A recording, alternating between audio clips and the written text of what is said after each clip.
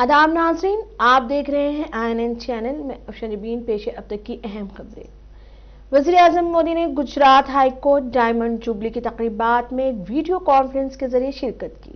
इस मौके पर मोदी ने एक यादगारी डाक टिकट भी जारी किया। इस मौके पर खिताब करते हुए वज़ीर-ए-आज़म मोदी ने कहा कि अदलिया ने आइन का बहुत ही मुस्बित रवैये से तज्ज़िया किया है और बहुत तख्लीकी सलाहियतों से इसको मजबूत किया है।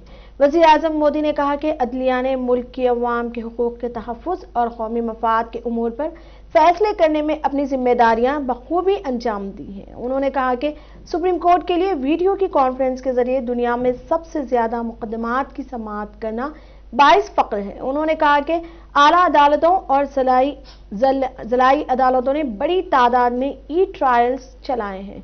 इंसाफ सदियों से हिंदुस्तानी सकाफत और इक़दार का एक हिस्सा रहा है। वज़ीर-ए-आज़म मोदी ने कहा कि दुनिया में आला तरीन निज़ाम इंसाफ के क़याम के लिए एक जिम्मेदार अदलिया के साथ साथ हुकूमती ताउन की भी जरूरत है।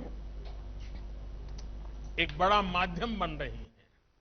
देश के 24 राज्यों में अब तक लाखों मुकदमे ई लोक अदालतों के में आ चुके हैं और उनका निपटारा भी हो रहा है।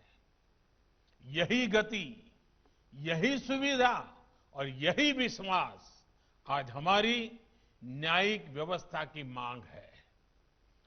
गुजरात एक और बात के लिए भी अपने योगदान के लिए गर्व करता रहा है। गुजरात पहला राज्य था जिसने इवनिंग कोर्ट की परंपरा शुरू की थी और गरीबों की भलाई के लिए अनेक इनिशिएटिव लिए थे। किसी भी समाज में नियमों और नीतियों की सार्थकता न्याय से ही होती है। न्याय से ही नागरिकों में निश्चिंतता आती है और एक निश्चिंत समाज ही प्रगति के बारे में सोचता है, संकल्प लेता है और पुरुषार्थ करके प्रगति की ओर बढ़ता है। मुझे विश्वास है कि हमारी न्यायपालिका से जुड़े आप सभी वरिष्ठ सदस्य हमारे संविधान की न्याय शक्ति को निरंतर सशक्त करते रहेंगे। न्याय की इसी शक्ति से हमारा देश आगे बढ़ेगा और आत्मनिर्भर भारत का सपना हम सब अपने प्रयत्नों से, अपने पुरुषार्थ से, हमारी सामूहिक शक्ति से, हमारी संकल्प शक्ति से, हमारी अमर अविरत साधना से हम सिद्ध करके रहेंगे। इन्हीं शुभकामनाओं के साथ आप सभी को एक बार फिर डायमंड जुबली की बहुत बहुत बधाई, अनेक अनेक शुभकामनाएं। रचकुंडा सीपी महेश भागवत ने कहा कि कोरोना वैक्सीन महफूज है और किसी को भी खौफजदा होने की जरूरत नहीं है। सीपी महेश भागवत ने मलकाजगिरी प्राइमरी हेल्थ सेंटर में कोविड वैक्सीन सेंटर का आगाज अमल में लाया। इस मौके पर उन्होंने कोरोना का पहला टीका लिया। बाद में उन्होंने बात करते हुए कहा कि कमिश्नरिएट हुदूद के तमाम फ्रंटलाइन वॉरियर्स को कोरोना वैक्सीन दी जा रही है। उन्होंने बताया कि रचकुंडा कमिश्नरिएट में वैक्सीनेशन के लिए 49 मराकज़ कायम किए गए हैं, जिनमें 6000 पुलिस एहलकार और ऑक्टोपस एनएसजी और सीआरपीएफ के 6000 एहलकारों को कोरोना टीका दिए जाएंगे। रियासत तेलंगाना में कोरोना वैक्सीनेशन का दूसरा मरहला शुरू हो चुका है। इसके एक हिस्से के तौर पर पुलिस, म्यूनिसिपैलिटी, महसूलात और पंचायत राज महकमों के फ्रंटलाइन कारकुनों को कोरोना वैक्सीन के टीके दिए गए। महकमा सेहत के मुताबिक तकरीबन 2 लाख अफराद ने कोरोना वैक्सीन के लिए इंदराज करवाया है। इस माह की 12 तारीख के अंदर फ्रंटलाइन कारकुनों को कोरोना टीका दिए गए। कोरोना वैक्सीन के पहले दिन महकमा पुलिस के मुलाजिमीन को टीका दिए गए। रियासत में हेल्थ वर्कर्स के लिए वैक्सीनेशन का अमल कल खत्म हुआ था। पहले मरहले के हिस्से के तौर पर महकमा हेल्थ के 3.30 लाख कारकुनों ने वैक्सीन के लिए अपना नाम दर्ज करवाया था, जिसमें से 1.93 लाख को टीका दिया गया था।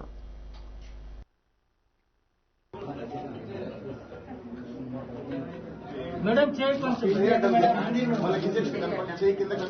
సెల్ ఫోన్ అలా మీరు ఎక్కడ తీయండి, మీరు ముందు తీసుకో, ఫోన్ ఎక్కడ తీయండి, సార్ మీరు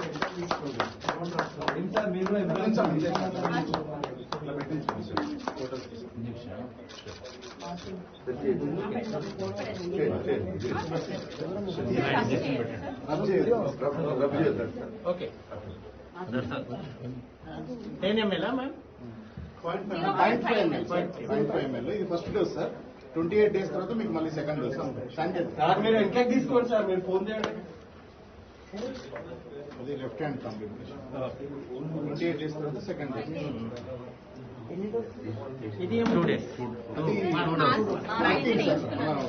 వాటర్ మార్క్ ఇది లెఫ్ట్ హ్యాండ్.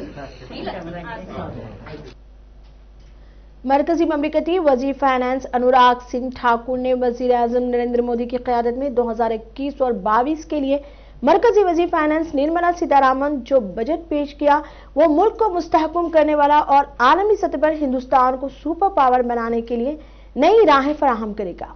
आज हैदराबाद में मीडिया से बात करते हुए ठाकुर ने कहा कि कोरोना आलमी वबा से सारी दुनिया मुतासिर रही, लेकिन हिंदुस्तान इतनी बड़ी आबादी के बावजूद बहुत ही कम मुतासिर हुआ, जिससे हुकूमत की कोरोना से निपटने की मंसूबाबंदी का बड़ा दखल रहा है। To the tune of 34.50 lakh crore रुपए, 4,08,000 करोड़ रुपए से ज्यादा की बढ़ोतरी 21-22 के बजट में भारत सरकार ने रखी है। और सबसे बड़ी बात यह है कि कैपिटल एक्सपेंडिचर में 34.5% की वृद्धि है। 5.5 लाख करोड़ रुपया कैपिटल एक्सपेंडिचर में ज्यादा खर्च किया जाएगा।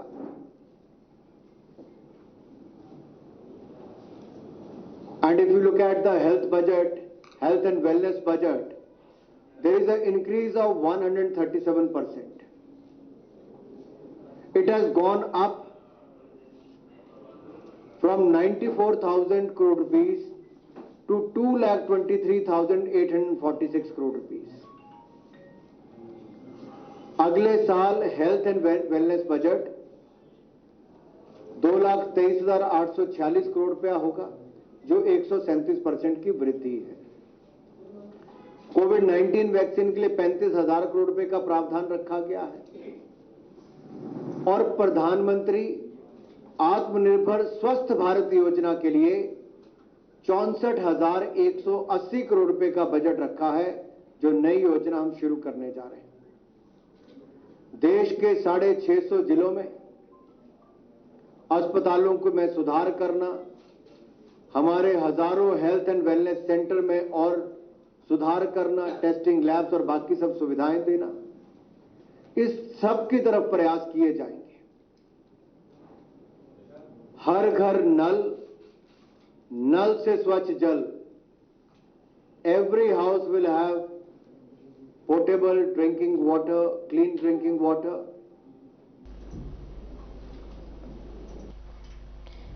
एनएसयूआई के कौमी सेक्रेटरी और तेलंगाना एनएसयूआई इंचार्ज नवीद खान ने गांधी भवन में नौकरी दो या डिग्री वापस लो पोस्टर की रस्म इजराई अंजाम देने के बाद मीडिया से बात करते हुए यूपी हुकूमत की कारकर्दगी पर तनकीद करते हुए कहा कि यूपी में इस वक्त जंगल राज जारी है।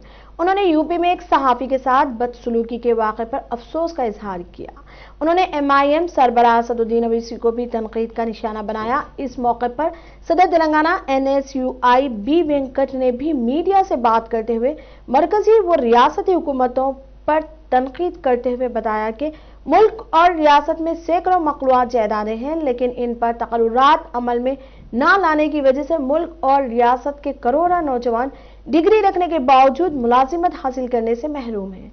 उन्होंने बताया कि तेलंगाना एनयूएसआई की जानिब से 8 फरवरी को निजामाबाद में नौजवानों को मुत्तहद करने के सिलसिले में एक मीटिंग मुनक्किद की गई। उन्होंने इस मीटिंग में एनएसयूआई कायदीन और कारकुनों से शिरकत की अपील की है।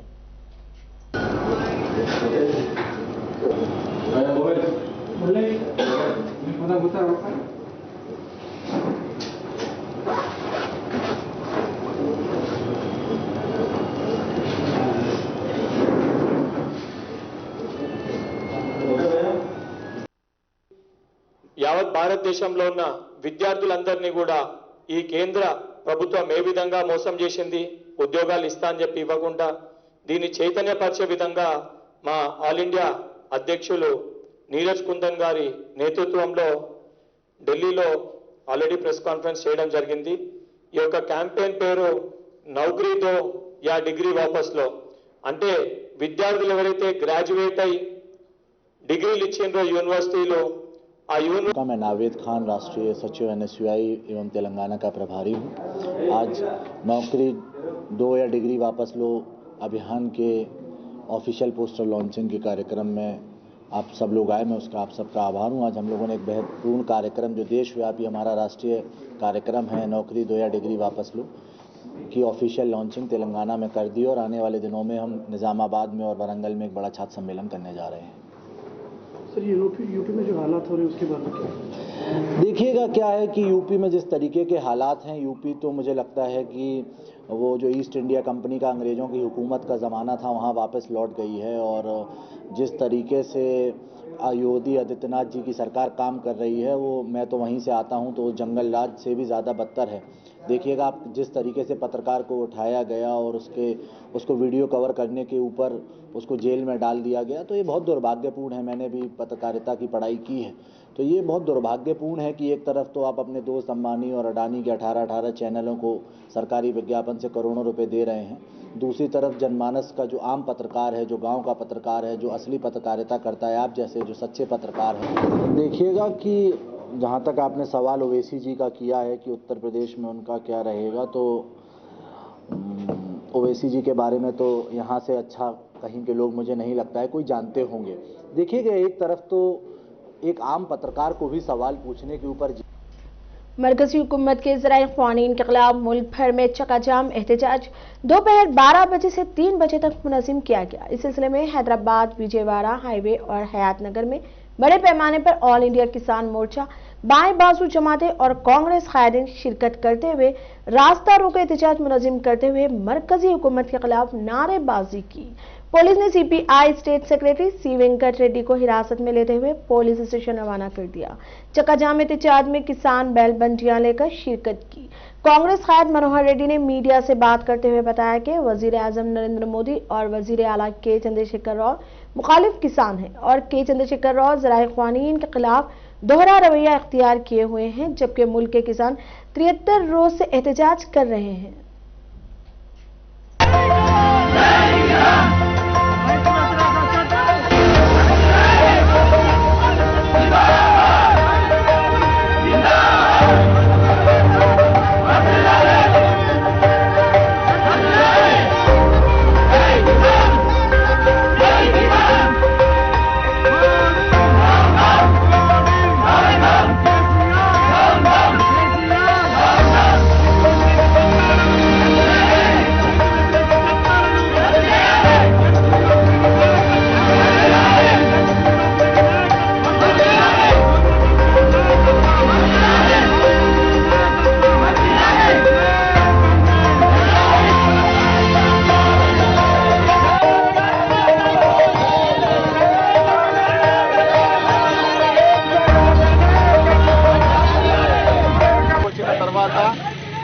ఏడేళ్లుగా వివిధ రంగాలన్నీ కూడా ప్రైవేట్ పరం చేస్తూ ఇవాళ అతి పెద్ద రంగమైనటువంటి వ్యవసాయ రంగాన్ని కార్పొరేట్ రంగాలకు అప్పచెప్పడం కోసం ఒక 3 చట్టాలను తీసుకొచ్చేసి రైతులను నడ్డివిర్చి కార్పొరేట్ కబంధ ఆస్తుల్లోకి వ్యవసాయం నెట్టడం కోసం చేసినటువంటి కుట్రల భాగంగా చట్టాలు తీసుకొచ్చారు.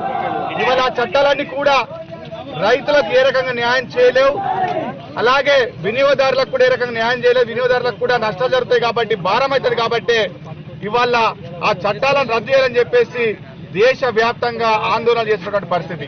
అందులో భాగంగానే ఢిల్లీలో దగ్గర ఉన్నటువంటి హర్యానా, పంజాబ్ రాష్ట్ర రైతాంగం అంతా కూడా లక్షలాది మంది రైతులు ఢిల్లీని ముట్టడించడానికి వెళ్తున్నటువంటి పరిస్థితులలో అదే రోడ్డు మీద హైవే మీద కూర్చొని 75 రోజులుగా ధర్నాలు చేస్తున్నటువంటి పరిస్థితి దేశ ప్రజలందరికీ తెలుసు. మరి అంత జరుగుతూ ఉంటే కనీసం पंचायत राज के वजीर ई दियाकर राव ने हनुमाकुंडा में वाक़े RNB गेस्ट हाउस में हफ्ते की सुबह जिला वरंगल के मुलाजमीन तंजीम के कायदीन के साथ मुश्तरका तौर पर मुलाकात की। इस मौके पर मुलाजमीन तंजीम के कायदीन ने प्रमोशन दिलवाने के लिए वजीर आला के चंद्रशेखर राव से नुमाइंदगी पर ई दियाकर राव से इजहार तशक्कुर किया। इस मौके पर उन्होंने मुलाजमीन को बेहतर फिटमेंट देने पर भी वजीर आला से नुमाइंदगी की अपील की। मुलाजमीन ने इन्हें दरपेश मसाइल से वजीर को वाकिफ करवाया, जिस पर वजीर ने यकीन दिलाया कि मुलाजमीन के मसाइल वजीर आला के नोटिस में लाएंगे और इनकी इस्लाह की जाएगी। वजीर दियाकर राव से मुलाकात करने वाले में DGO, TNGO और मुश्तरिका जिला कोऑर्डिनेटर जगन मोहन राव और के राजेश कुमार के जिला सदर जी राजकुमार के अलावा दिगर भी मौजूद थे। सदर कौमी OBC मोर्चा भारतीय जनता पार्टी डॉक्टर के लक्ष्मण ने हुकूमत को मुतनब्बा किया कि वो मौजरीन को सहूलतों की फराहमी में लापरवाही को खत्म करे, वरना बीजेपी हुकूमत के खिलाफ सख्त एक्शन लेने के लिए मरकज से रुजू होगी। डॉक्टर लक्ष्मण आज एडुमेंट कमेटी हॉल में बरसों से मौजरीन के लिए फराहम करदा हजारों व्हीलचेयर को बेयारू मददगार छोड़ देने और मौजरीन में तकसीम ना करने पर हुकूमत पर बरहमी जाहिर की।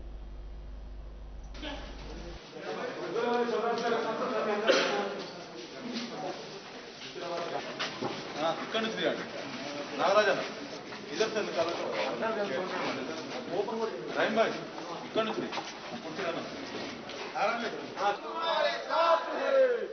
దివ్యాంగుల ఐక్యత దివ్యాంగుల ఐక్యత మోడీ గారు అమలు చేసిన దివ్యాంగుల చట్టాన్ని వెంటనే के बजाय किस तरह आज यहाँ के TRS सरकार उनके ये व्हील चेयर्स पूरा आज खत्म हो गया। इसलिए आज भारतीय जनता पार्टी डिमांड कर रही पार्लियामेंट में 2016 में जो एक्ट लाया गया वो एक्ट अगर लागू होने से कई लाखों यहाँ का बेनिफिट होने वाले। TRS सरकार आज जो दिव्यांग है उनको सिर्फ एक पेंशन के नाते देख रहे, मगर उन लोग जितने पढ़े लिखे हुए उनके लिए पढ़े लिखने के लिए या सरकारी नौकरी के लिए जो रिजर्वेशन लागू किया गया वो भी अमल नहीं हो रहा है। इसलिए हम डिमांड कर रहे हैं, मांग रहे कि तुरंत ये जो भी यहाँ पड़ा हुआ है ये हमारे जितने भी एलिजिबल फिजिकली चले उनको हमारी। छत्तीसगढ़ के जिले दांतेवाड़ा में हफ्ते की सुबह पुलिस और नक्सलियों के माबैन तसादुम हुआ। दांतेवाड़ा के SP अभिषेक पालो ने बताया कि फायरिंग के तबादले में एक नक्सली हलाक हो गया। जाए मौके से असलाह जब्त कर लिया गया। जंगल के इलाकों के आसपास तलाशी ली जा रही है। ग्रेटर हैदराबाद म्युनिसिपल कॉर्पोरेशन हुदूद में सबसे बुलंद इमारत तामीर करने जा रही है। GHMC ने नानक रामगुड़ा में वावड़ा इमारत के करीब 44 मंजिला इमारत तामीर करने की इजाजत दे दी है। इस इमारत को 5 एकड़ पर 900 करोड़ रुपए की लागत से इसकी तामीर की जाएगी। वाज़ेह रहे कि मियाँपुर और शेखपेट इलाकों में पहले ही 40 मंजिला इमारत पर तामीराती काम जारी है।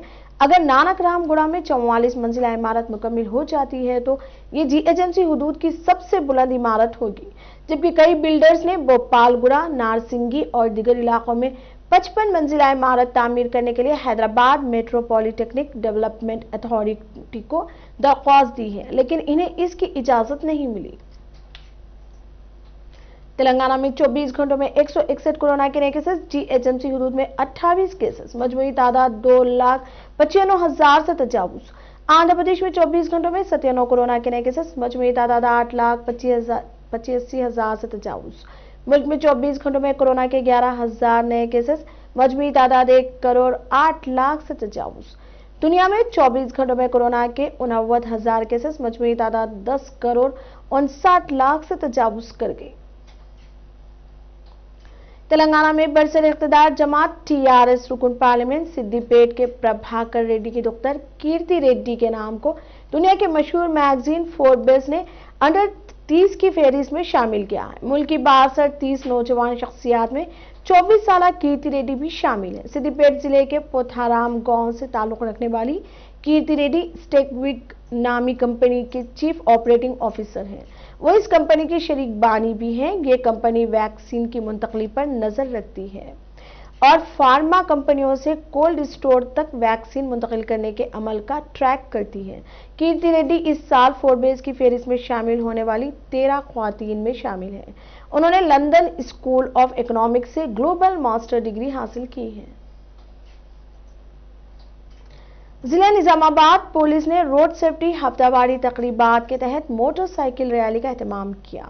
पुलिस और महकमा ट्रांसपोर्ट ने मुश्तरका तौर पर मोटरसाइकिल रैली निकाली। Deputy Nizamabad district transport department के डिप्टी कमिश्नर वेंकट रमन ने कहा कि ये रैली रोड सेफ्टी वीक के तकरीबात के तहत हेलमेट के इस्तेमाल से मुतालिक आगाही पैदा करने के लिए मुनक्किद की गई है। अक्सर टू व्हीलर के सड़क हादसे पेश आते हैं जिनमें बगैर हेलमेट के गाड़ियां चलाते हुए अपनी जान गंवाने वाले शामिल हैं, जबकि हेलमेट इस्तेमाल करने वाले अपनी जानें बचा रहे हैं। हेलमेट पहनने, गाड़ी चलाने, अपनी जान की हिफाजत कर सकते हैं।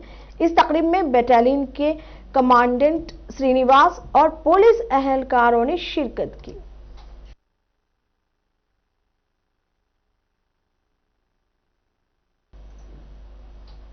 अब तक के लिए इतना ही। देखते रहिए ANN चैनल। खुदा हाफिज।